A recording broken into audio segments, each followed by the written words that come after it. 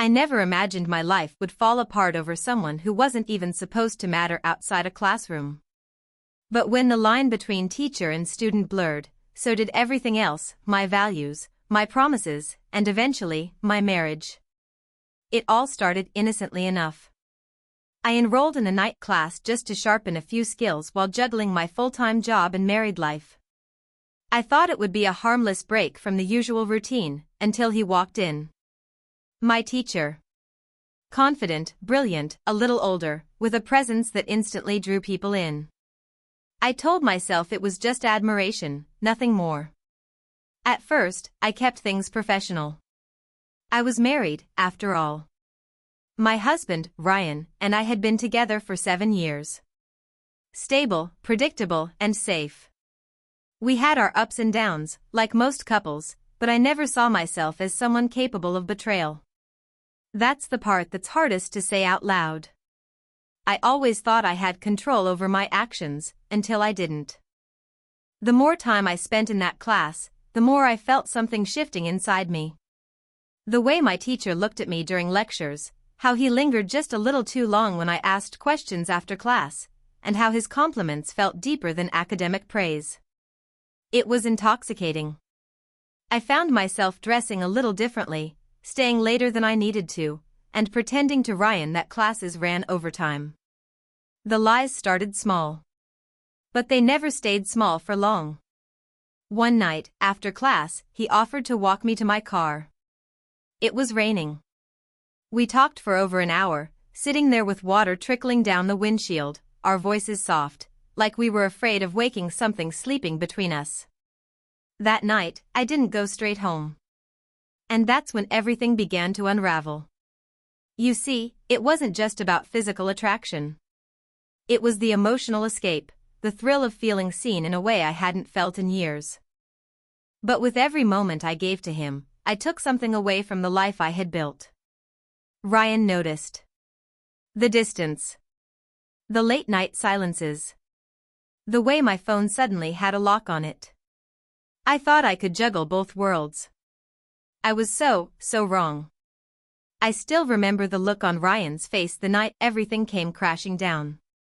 The night he found out. And the worst part? I wasn't even surprised. Deep down, I knew this would end badly. I just didn't realize how quickly it would all slip away. What happened after that, how my choices shattered more than just my marriage, is something I still struggle to face. But if you think this story ends with a clean break, you're wrong. Because what came next? That was only the beginning. One half after that night, everything felt different. I couldn't look at Ryan the same way, and honestly, I couldn't look at myself either. I tried to act normal, to cook dinner, sit beside him on the couch, laugh at the same old shows we used to love. But the truth was always there, hiding behind my eyes. He didn't say much at first. Just watched me more closely, like he was trying to solve a puzzle he didn't even know existed. But I could feel the weight of his suspicion growing heavier with each passing day. Meanwhile, things with my teacher, David, kept getting more complicated. We never talked about what we were doing. No labels. No promises.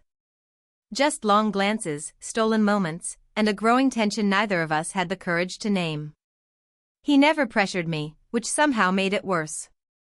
Because everything I gave willingly. I can't blame anyone but myself. Still, I kept showing up to class like it was just another part of my schedule, while inside, everything was breaking down. I started lying more, tiny excuses that slowly piled up. Study groups. Group projects. Extra help. Things that made sense on the surface but were all just ways to buy more time, with him. And every time I told Ryan I'd be late, I saw a little more of his trust crack. He wasn't a fool. He just didn't want to believe the worst. What made it harder was how quiet the storm was. There were no screaming matches, no dramatic confrontations, just silence. Distance. Two people living in the same house, but on different planets. Sometimes, I'd sit across from him at dinner and wonder how I ended up here. How one decision, one moment of weakness, could spiral into a life I barely recognized. But what I didn't realize at the time was that someone else had started to notice. Not Ryan. Not any of my classmates. Someone I never expected to be paying attention. And the moment they stepped into the picture, everything changed. Suddenly, the secret wasn't just between the three of us. The walls started closing in faster than I was ready for. Looking back now, I think I always knew it couldn't stay hidden forever. But what I didn't know was just how deep the fallout would run, or who would get caught in the middle before it all came crashing down. The person who noticed was my best friend, Hannah. We'd been close for years. She was the kind of friend who could read my moods like a book. At first, she didn't say anything. Just watched. But one afternoon over coffee, she looked at me with this quiet seriousness and asked, "Is there something going on with your teacher?" My heart dropped. I tried to play it off, laugh even, but I could tell by the look on her face that she already knew. Maybe not the full story, but enough to see the truth in my reaction. She didn't judge me. Not out loud, anyway. She just said, "Whatever it is, be careful. Secrets don't stay secret forever." That sentence kept echoing in my mind every time I saw David.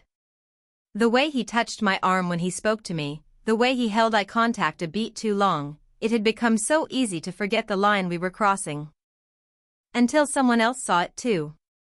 At home, Ryan had become more distant, but also more observant. He started asking questions, small ones that seemed casual but weren't. "How's class going? What's your teacher like? Why are you always getting home so late?" I tried to answer like nothing was wrong, but my lies felt thinner each time. I could tell he was piecing things together in his head, and I was running out of ways to cover it all up. One night, I caught him scrolling through my phone while I was in the shower. He didn't find anything, we'd been careful, but the fact that he was checking said everything. I wanted to be mad, but how could I? I had given him every reason to doubt me. And still, part of me hated him for knowing. For looking at me with a kind of sadness I couldn't handle. Meanwhile, in class, things between me and David were changing too. He started pulling away, becoming more guarded. I think he sensed the danger, the line we were skating on. But by then, it was too late. We'd already crossed it, and there was no going back. Then, one day, Hannah showed up at my house unannounced. She looked pale, nervous. She said she needed to talk. What she told me next? It flipped everything I thought I knew upside down. Because apparently, someone else had been watching, and they weren't going to stay silent.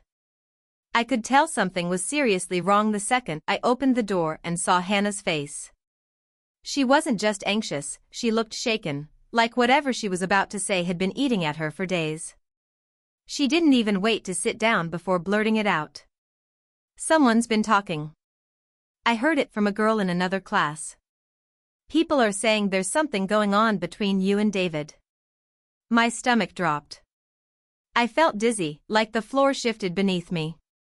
I tried to ask her who said it, but she just shook her head. "It doesn't matter who. What matters is that it's not a secret anymore." That night, I couldn't sleep. I kept staring at the ceiling, listening to Ryan breathe beside me, completely unaware that his entire world was about to collapse. All the lies I'd told, all the moments I thought were hidden, were now unraveling faster than I could control. And the worst part? I had no idea who knew what, or how much. It could have been a student, someone who saw us talking after class. Maybe it was a teacher. Or maybe, God help me, David himself had slipped up. At school, the air felt thick with tension. I couldn't tell if people were really looking at me differently or if I was just paranoid. But David definitely noticed. He pulled me aside after class, his voice low, his eyes serious. "We need to stop. This isn't safe anymore." I wanted to scream. Stop? After everything? Just walk away like nothing happened? I didn't say it, but my silence must have said enough. He looked at me for a long time and finally just said, "Someone reported it." I couldn't breathe. Reported it? To who? What does that even mean? My mind raced with every possibility. What if the school launched an investigation? What if they called Ryan? What if this became public? My heart pounded as David walked away without another word. I stood frozen in the hallway, caught in a storm I no longer had control over. When I got home that night, Ryan was waiting for me in the living room. Lights off. Just sitting there in the dark. My chest tightened instantly. I didn't have to ask how long he'd been sitting there, or why. I already knew. There was a folded piece of paper on the coffee table, and beside it, my phone. Open. Unlocked. And that's when everything stopped. I froze when I saw the phone on the table, open to a message thread I thought I had deleted weeks ago. My fingers went numb, my thoughts scrambled. Ryan didn't look up. He just sat there, elbows on his knees, staring at the floor like the weight of everything had finally crushed him. The silence between us felt louder than anything either of us could say. I moved to speak, but no words came out. Then, without looking at me, he asked, "How long has this been going on?" His voice wasn't angry. It was quiet. Broken. I wanted to lie. To soften it. To say it didn't mean anything. But there was nothing I could say that would change what he had seen. The texts were enough. Proof. My husband didn't need an explanation, he already had one. I finally sat down, unsure whether to beg for forgiveness or just admit that this marriage, everything we built, was already gone. But before I could say a word, Ryan slid the folded paper toward me. "Read this," he said. My hands trembled as I opened it. It was a printed email, sent to the school's administration. Anonymous. Short and cold. "One of your teachers is involved in a relationship with a married student. Her name is Claire." I blinked at my own name. I had no idea who would have sent it. Hannah? A student? Or was it David? Could he have turned on me to save himself? "I found this in your bag," Ryan said. "You must have printed it by mistake and forgot to throw it away." I stared at him, too stunned to respond. "I didn't print it. I never even saw this email before today." But Ryan thought I did. He thought I was planning something, maybe even to come clean or confess. That part didn't matter anymore. What mattered was that the school now had this message. And soon, everyone else would too. But that wasn't the only shock. Just as I stood up, needing to escape, needing air, Ryan finally looked at me, and his expression had changed. It was no longer just heartbreak. It was something else. A knowing. "I didn't find out from your phone," he said.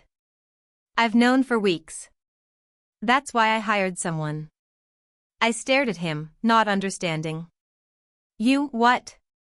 "I hired someone to follow you. A private investigator." I couldn't take the lies anymore. I needed the truth. I felt my stomach twist. My secrets weren't secrets anymore, not just between me, David, and Hannah.